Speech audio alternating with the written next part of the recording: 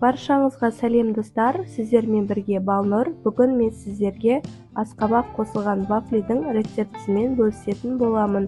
Міндетті түрде жасап көріңіздер. Өте дәмді, созылмалы, жұп-жұмсақ вафли. Міндетті түрде соңына дейін қарап, қолдап қойыңыздар. Ең алдымен ыдысымызға үкіштің көзінен өткізілген асқабақ саламыз. Үстінен ірімшік саламыз. Ірімшікті де үкіштің майда көзінен өткізіп алыңыздар. Қаймақ қосамыз.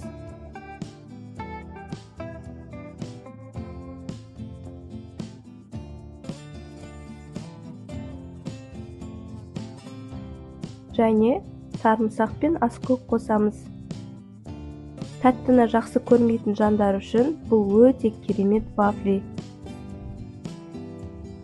Мясной ассортимен бірге қосып жесеңіздер, вообще керемет қатып кетеді. Үстіне бір жұмыртқамызды саламыз. Дәміне қарай тұз бен қантымызды қосамыз.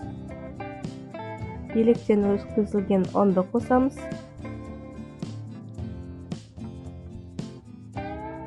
Және аздап қопсытқыш саламыз. Жақсылап араластырамыз.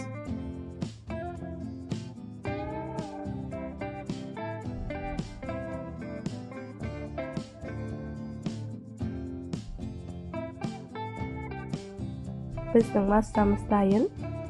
Вафельницамызды қыздырып, пісіріп аламыз. Ортасына қазыны қойып жеріп жіберсеңіздер, вообще супер болады. Міндетті түрде жасап, жеп көріңіздер, сіздерге де ұнайды. Міне біздің вафлиларымыз дайын. Сіздермен болған Балнұр. Ас болсын, сау болыңыздар.